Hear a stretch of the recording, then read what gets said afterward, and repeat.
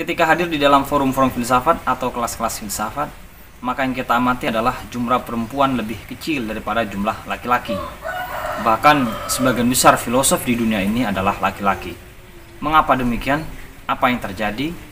Dalam kesempatan ini kita akan membicarakan itu. Ikuti terus.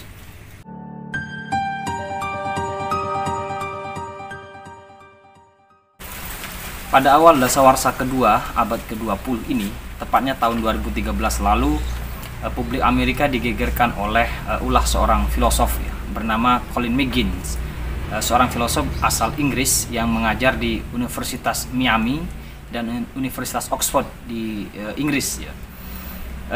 McGinnis dianggap melakukan pelecehan seksual terhadap asistennya yang merupakan mahasiswanya sendiri. McGinnis dituduh mengirim email dengan kata-kata yang tidak sepantasnya. Saya coba cek kata-kata itu, ternyata diantaranya adalah berbunyi hands job dan slight erection. Kata-kata ini kalau kita cari maknanya di internet, hands job ini rupanya mengarah kepada aktivitas seksual menggunakan tangan ya, termasuk slight erection ya. Nah, kata-kata ini yang membuat dia harus menanggalkan atau pensiun dini dari jabatannya sebagai dosen di Universitas Miami. Tetapi kemudian McGinnis memberikan pembelaan bahwa sebetulnya itu adalah jokes yang filosofis yang kemudian tidak dipahami oleh mahasiswanya apa sebetulnya yang dia maksudkan di dalam jokes itu. Sontak pernyataan ini dianggap meremehkan kaum perempuan di dalam filsafat. Karena itu ada sebanyak 5 filosof menulis di dalam rubrik The Stone, New York Times. Salah satunya Sally Haslanger. Dia menulis sebuah artikel berjudul Women and Philosophy, tanda tanya, Do the Math. Di dalam artikel itu dia menyinggung bahwa memang sampai sejauh ini perempuan di dalam filsafat ini tidak menempati ruang atau porsi yang semestinya. Dia mengacu kepada riset tahun 2003 bahwa di antara 1.300 filosof yang menjadi instruktur atau pengajar di beberapa departemen, ternyata yang perempuan hanya sebanyak 16,6%. Selebihnya adalah kaum laki-laki. Itu pun dari kalangan kulit putih, sementara kulit hitam sangat terbatas sekali. Data Haslanger ini berkelindan dengan laporan British Philosophical Association pada tahun 2011 lalu bahwa di Inggris dari keseluruhan mahasiswa filsafat level doktoral hanya sebanyak 35% perempuan, selebihnya adalah laki-laki. Ini menunjukkan bahwa peran laki-laki sangat dominan di dalam filsafat ya. Hal ini juga yang menjadi kekhawatiran Martin Alcoff, salah satu filosof perempuan dari Hunter College, Amerika, yang juga pernah menjabat American Philosophical Association, bahwa apa yang terjadi sebenarnya dengan filsafat, mengapa filsafat dari waktu ke waktu, dari zaman ke zaman, peran perempuan tidak terlalu dominan, bahkan cenderung sangat alienatif ketimbang peran laki-laki. Filosof laki-laki jauh jumlahnya banyak daripada perempuan. Kalau kita mengacu ke dalam sejarah filsafat, misalnya dari filsafat Yunani klasik, Plato pernah menulis buku berjudul Symposium. Di dalam buku itu ada seorang sosok perempuan yang dikisahkan oleh Socrates bernama Diotima. Ini yang dianggap perempuan bijak pada waktu itu, yang kisah-kisahnya diceritakan oleh Socrates kepada lawan bicaranya di dalam buku Symposium itu. Selain kisah ini, tentu saja ada beberapa pemikir perempuan yang juga diceritakan di dalam sejarah ya. Misalnya ada Aspasia, seorang perempuan yang disebut ahli di dalam filsafat politik, yang konon dia sempat menjadi gundik dari Perikles ya, salah satu pemimpin Athena ya. Kemudian ada Hypatia misalnya, sangat terkenal itu ya, seorang ahli di bidang matematika juga selain dia filosof ya. Nah, memang di dalam ajaran-ajaran filsafat Yunani ya, terutama Plato dan Aristoteles, perempuan memang dinilai sekunder posisinya ya. Bahkan ada yang menyebut Aristoteles itu sangat misoginis ya terhadap perempuan ya. Walaupun sebetulnya ada banyak yang melihat di dalam bukunya Aristoteles yang berjudul Politik sebetulnya bukan misoginis, tetapi dia menempatkan perempuan di dalam posisi yang lain di dalam polis ya.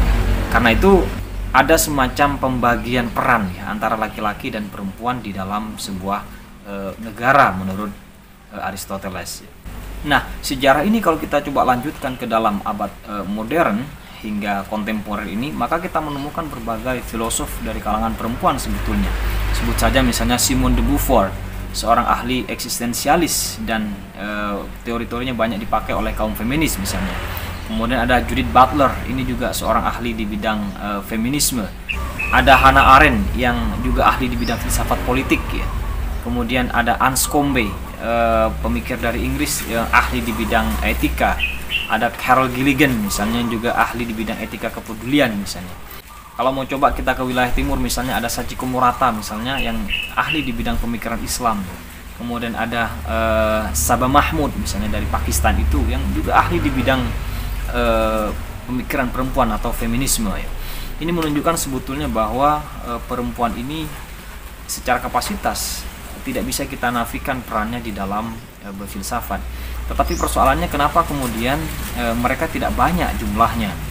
Mengapa mereka menjadi minoritas di dalam dunia filsafat ya? Ada beberapa jawaban yang dinyatakan ya. Pertama misalnya ditulis oleh Genevieve Lloyd ya di dalam buku The Man of Reason, Male and Female in Western Philosophy ya. Dia mencoba melihat bahwa sebetulnya di dalam tradisi filsafat barat itu ada semacam konspirasi bahwa di dalam konspirasi itu seolah-olah reason itu atau nalar itu bernuansa laki-laki, bermuatan kelaki-lakian, tidak bermuatan perempuan kira-kira. Padahal sebetulnya menurut Lloyd ini reason itu tidak bernuansa laki-laki. Reason itu berkaitan dengan kemampuan nalar manusia untuk mengungkapkan realitas ya. Dengan demikian perempuan juga bisa melakukan itu. Hanya saja memang konspirasi ini membuat posisi perempuan di dalam studi filsafat menjadi tidak begitu banyak. Selain itu misalnya Hans Langer yang saya sebutkan tadi di awal juga menceritakan beberapa sebab. Misalnya diantaranya ada ejekan-ejekan kepada perempuan yang mencoba belajar filsafat ya. Karena seolah-olah filosof itu adalah berjenggot, ya, laki-laki, mukanya serem kemudian dan merenung terus ya. Perempuan seolah-olah tidak cocok di wilayah itu gitu. Kemudian apalagi yang dinyatakan oleh Haslanger ini ialah bahwa fasilitas yang diberikan kepada filsafat yang digeluti oleh perempuan juga tidak sebanyak misalnya yang diberikan kepada dunia sains, terutama misalnya ketika berbicara tentang funding yang diberikan ya. Begitu juga dengan komunitas filsafat ya, bahwa komunitas filsafat yang dikendalikan atau yang diikuti oleh kaum perempuan ini tidak sebanyak komunitas filsafat yang diikuti oleh laki-laki. Inilah kemudian yang menjadi sebab kenapa kemudian porsi perempuan di dalam filsafat tidak sebanyak laki-laki ya. Bahkan saya sempat bercerita dengan seorang teman perempuan ya di salah satu universitas di Jawa Timur. Dia mengambil jurusan filsafat. Dia termasuk salah satu aktivis Limfisa, salah satu komunitas filsafat di Indonesia. Dia bercerita ketika mau masuk jurusan filsafat ada begitu banyak orang yang melarangnya, mulai dari pamannya, termasuk orang tua, melarang dia untuk mengambil jurusan itu karena bagi mereka untuk apa kemudian filsafat, apa untungnya, mau digunakan untuk apa kemudian.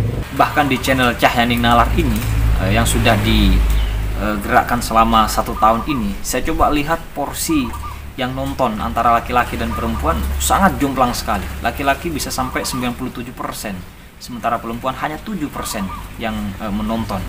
Ini menunjukkan bahwa sebetulnya perempuan masih membutuhkan ruang begitu luas untuk kemudian kita ajak berfilsafat secara real ya, dengan tanpa rasa takut pada siapapun ya. Karena sebetulnya filsafat sama sekali tidak memiliki ciri kelaki-lakian. Filsafat ini adalah universal bagi siapapun. Filsafat ini adalah bagi mereka yang bernalar ya. Karena itu perempuan yang memiliki nalar, yang ingin membangun nalarnya menjadi nalar yang sehat, mari kemudian masuk di dalam filsafat ini, bersama-sama belajar mengembangkan diri. Saya kira itu apa yang menjadi catatan saya dalam diskusi ini. Video ini akan ditutup dengan pernyataan Sohogi bahwa perempuan akan selamanya berada di bawah laki-laki selama yang diurusi adalah baju dan kecantikan. Baik,